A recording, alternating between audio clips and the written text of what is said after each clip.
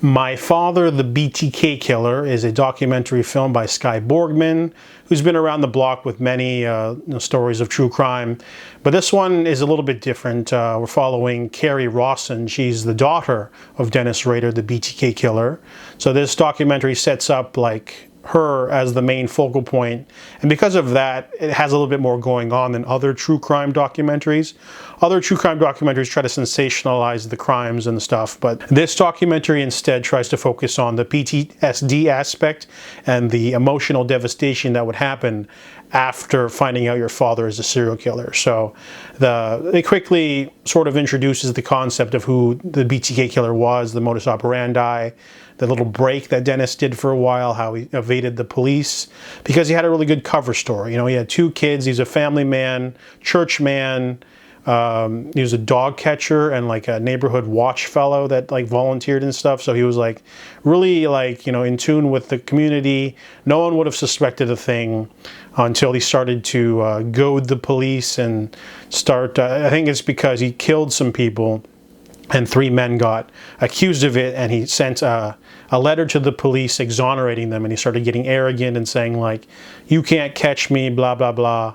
And he got addicted to the fame of seeing the news and seeing himself. He couldn't stay away, and eventually they caught him because of something small.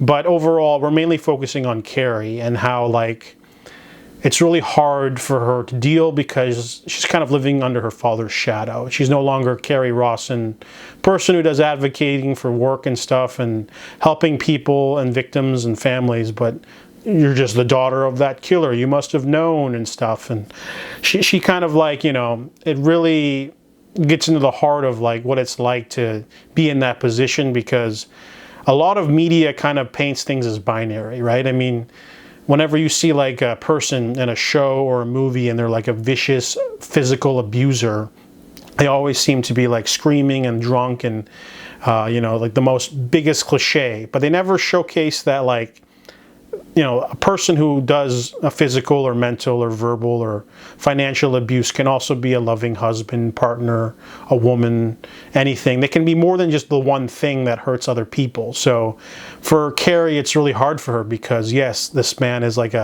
he's a weird fetish for like tying up people and like choking them out and then moving them around and stuff.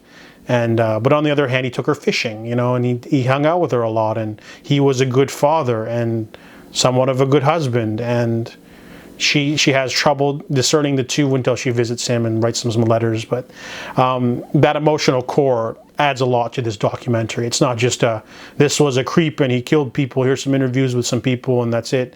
They actually like have a personal connection to him to add a little bit more insight than usual. They also did try to contact some of the families of the victims, but they didn't want to be part of the movie. So we're mainly focusing on Kerri and the aftermath and like all that stuff going on. So it's a really interesting look. I really like this documentary because of that angle rather than just, you know, focusing on the killing stuff. So I give My Father, the BTK Killer, a 7 out of 10.